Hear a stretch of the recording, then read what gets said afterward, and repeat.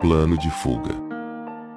O sentimento predominante de ser mero joguete, e o princípio de não assumir o papel do destino, mas de deixar ao destino seu livre curso. Tudo isso, e ainda a profunda apatia que se apodera da pessoa no campo de concentração, são fatores que explicam por que ela evita qualquer tipo de iniciativa e teme tomar decisões. A vida no campo de concentração apresenta situações que exigem decisões súbitas e imediatas, e que muitas vezes representam decisões sobre o ser ou não ser. O prisioneiro então prefere que o destino livre da obrigação de decidir-se. Esta fuga ante a decisão pode ser muito bem observada quando o prisioneiro precisa decidir se foge ou não. Naqueles minutos, e a cada vez somente podem ser poucos os minutos nos quais precisa tomar a decisão, ele passa por horrível tortura interior. Será que tento fugir, ou não? Devo assumir o risco, ou não? Eu mesmo também experimentei este purgatório de tensão interior ao surgir uma oportunidade de fuga poucos dias antes de aproximar-se à frente de combate. Uma companheiro que precisava prestar serviços médicos em Banaxes situados fora do campo era a favor da fuga. Ele insistia em fugir comigo, a pretexto de uma consulta conjunta para um não prisioneiro, para a qual ele alegou necessitar-me urgentemente como especialista. Demos um jeito de sair do campo. Lá fora um membro secreto de uma organização de resistência estrangeira nos forneceria uniformes e papéis falsos. No último momento, entretanto, surgiram dificuldades de ordem técnica, e tivemos que voltar para o campo. Aproveitamos a oportunidade para apanhar algumas batatas meio podres, como provisão para o caminho, e principalmente precisávamos arranjar uma mochila para cada um. Para este fim penetramos num barracão vazio do campo de mulheres, que acabara de ser evacuado, tendo delas sido levadas para outro campo.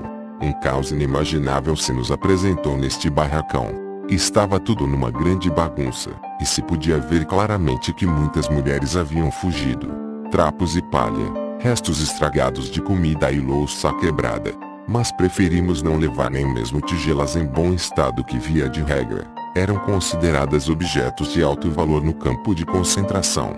Sabíamos bem que ultimamente, quando passaram a reinar as piores condições possíveis no campo de concentração, essas tigelas de sopa costumavam ser usadas não só para a mesa, mas também como lavatórios de urinóis. Era rigorosamente proibido ter no barracão qualquer vasilha para as necessidades fisiológicas. Entretanto, esta proibição foi simplesmente ignorada por todos aqueles que, durante a epidemia de tifo exantemático, estavam prostrados com febre alta e que nem com auxílio de outros podiam ser levados à noite para a latrina, dada sua grande debilidade física. Enquanto fico de guarda lá fora, meu colega penetra sorrateiramente no abandonado barracão de mulheres. Pouco depois ele sai, todo contente, mostrando disfarçadamente, porém com muito orgulho, a mochila que traz escondida debaixo da capa. Diz que ainda havia outra lá dentro e que devo buscá-la para mim. Ele fica de guarda, e eu entro no barracão. Ao vasculhar os montes de objetos desordenados, encontro, para minha grande alegria e surpresa, ainda antes de dar com a outra mochila, uma velha escova de dentes. Nisto, vejo, em meio aos objetos evidentemente deixados para trás na precipitação da fuga, um cadáver de mulher.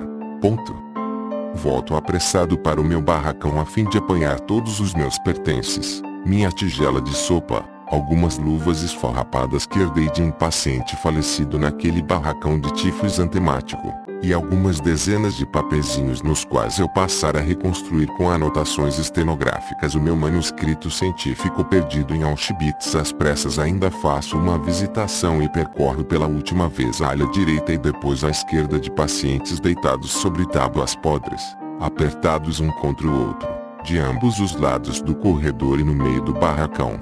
Chegou um único conterrâneo meu, que jaz ali às portas da morte. Salvá-lo, apesar do seu estado muito crítico, tinha sido para mim uma questão de honra. É claro que tenho que manter em segredo meu plano de fuga. Mesmo assim, o meu companheiro parece suspeitar de alguma coisa. É possível que eu estivesse um pouco nervoso. Em todo o caso, ele me pergunta com voz muito débil: "Você também vai cair fora?" Digo que não, mas não consigo mais afastar-me dele, do seu olhar. Após a visitação, volto para ele. E mais uma vez se fixa em mim aquele olhar sem esperança, e de alguma forma eu sinto como repreensão. Cada vez mais cresce aquele sentimento incômodo que se apoderou de mim a partir do momento em que concordei em fugir com meu colega, procedendo contra o meu velho princípio de não assumir o papel do destino. De repente saio do barracão rumo à enfermaria para avisar o meu colega que não posso ir. Nem bem lhe declarara que não podia mais contar comigo. Mal tomara eu a decisão de continuar com os pacientes como antes. Deixei de sentir, de um momento para o outro, aquela intranquilidade. Fico sem saber o que virá nos dias seguintes. Interiormente, porém, sereno como nunca, a passo firme, volto para o meu barracão de tifus antemático. Sento-me sobre as tábuas, aos pés do meu conterrâneo. Procuro consolá-lo e fico batendo papo com os outros companheiros, tranquilizando-os. Chegou então o último dia em nosso campo de concentração. Quase todos os internados haviam sido levados em transportes maciços para outros campos, visto que se aproximava a frente de combate. Os graúdos do campo, os capos e os cozinheiros haviam fugido. Foi dado o aviso de que à noite o campo teria que ser completamente evacuado, incluindo os últimos prisioneiros que restavam, que eram, sem exceção, doentes e alguns poucos médicos e enfermeiros. Constava ainda da comunicação que à noite o campo seria incendiado. Acontece, porém, que à tarde ainda haviam chegado os caminhões que deveriam buscar os doentes. Súbito, trancaram hermeticamente a saída do campo e passaram a vigiar rigorosamente a cerca de arame farpado, de modo que ninguém mais pudesse cruzá-la em algum ponto já meio preparado. Aparentemente queriam incendiar o campo com os prisioneiros restantes lá dentro. Pela segunda vez o meu colega e eu resolvemos fugir. Existem 3 cadáveres para enterrar fora da cerca. Recebemos incumbência de fazê-lo. É que, afora nós 2, não há mais ninguém naquele campo que tenha forças para isso. Quase todos jazem prostrados, com febre alta e delírio, nos poucos barracões ainda ocupados. Então tomamos a decisão. Com o primeiro cadáver contrabandeamos a mochila do companheiro, dentro da velha tina usada como maca e caixão. Com o segundo cadáver, levamos minha mochila. Com o terceiro corpo, nós mesmos fugimos. Conseguimos executar bem o nosso plano até o segundo cadáver. Mas antes de levar o terceiro tenho de esperar. Meu colega avisou que tentaria arranjar algum pedaço de pão para comermos nos dias seguintes na floresta. Fico esperando. Passam-se os minutos, cresce minha impaciência, e ele continua não aparecendo. Logo agora, quando eu já estava antegozando a liberdade, pela primeira vez, depois de 3 anos, iríamos ao encontro da frente de batalha. Somente mais tarde saberíamos que risco enorme teria sido este encontro. Aí, no instante em que meu colega finalmente aparece correndo, abre-se o portão de entrada do campo, e lentamente avança um magnífico automóvel cor de alumínio, ostentando grandes cruzes vermelhas, indo em direção da área de formatura dos prisioneiros. Chega o delegado da Cruz Vermelha Internacional de Genebra para tomar sob sua proteção o campo e os seus últimos reclusos. Quem ainda pensaria em fugir? Do interior do carro saem caixas de remédios, cigarros são distribuídos, somos fotografados e alegria geral. Agora já não precisamos tentar atravessar as frentes de combate.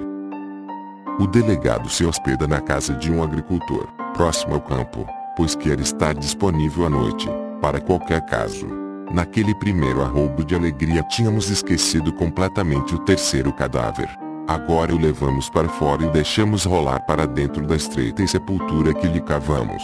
O guarda que nos acompanha e supervisiona, de uma hora para outra, é a amabilidade em pessoa.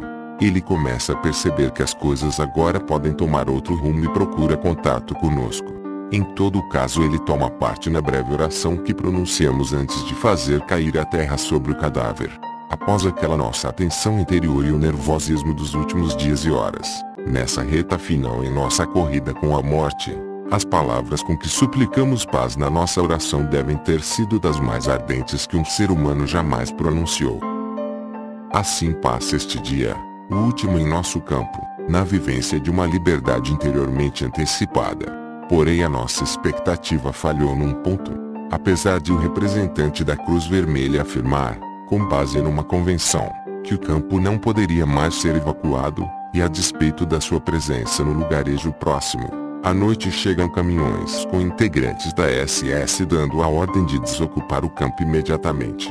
Dão-nos a entender que os últimos prisioneiros restantes devem ser transportados para um campo central, de onde, dentro de 48 horas, seriam levados para a Suíça e trocados por prisioneiros de guerra. O pessoal da SS está irreconhecível, tal a amabilidade com que insistem para que subamos sem medo nos caminhões e nos alegremos com a chance que nos seria dada. Quem ainda tem forças já corre para os caminhões. Com muitos sacrifícios, gravemente enfermos e totalmente enfraquecidos são erguidos para a plataforma da viatura. Meu colega e eu já não escondemos nossas mochilas e nos colocamos de pé, prontos a ser incluídos entre 13 pessoas a serem levadas pelo último caminhão. O médico-chefe aqui faz a distribuição. Estamos ali de pé, e somos 15 pessoas. Ao contar os 13 que irão, ele nos deixa fora.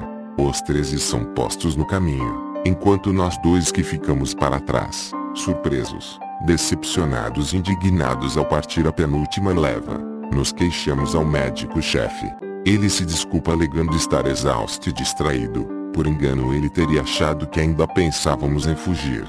Tomados de impaciência, sentamo-nos novamente, mas de mochila às costas, e com os prisioneiros restantes ficamos esperando o último caminhão.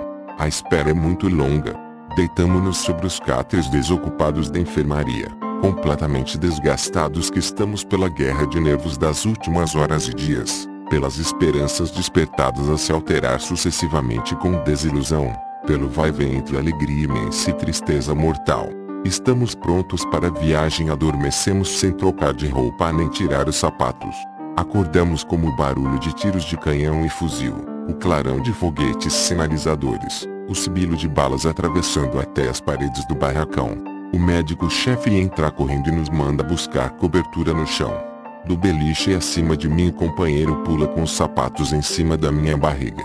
Agora, sim, estou bem acordado. Logo sabemos o que está havendo. Chegou a frente de combate. O tiroteio vai diminuindo até parar por completo. A noite cede ao crepúsculo. Lá fora, o mastro no portão principal do campo ostenta uma bandeira branca. Apenas semanas mais tarde é que nós, o reduzido e último grupo daquele campo, ficamos sabendo que até mesmo naquelas horas derradeiras o destino nos fizera mais uma vez de joguete. Experimentamos a ambiguidade de toda decisão, ainda mais quando justamente vida ou morte estão em jogo. Quanto àqueles que naquela última noite julgaram que os caminhões os levariam rumo à liberdade, tivemos que pensar mais uma vez naquele conto que fala da morte inteira. Semanas mais tarde tive diante de mim fotografias tiradas num pequeno campo não muito distante do nosso, para onde haviam levado os meus pacientes. Trancaram-nos em barracões, que foram incendiados. As fotografias mostravam os cadáveres semi-carbonizados,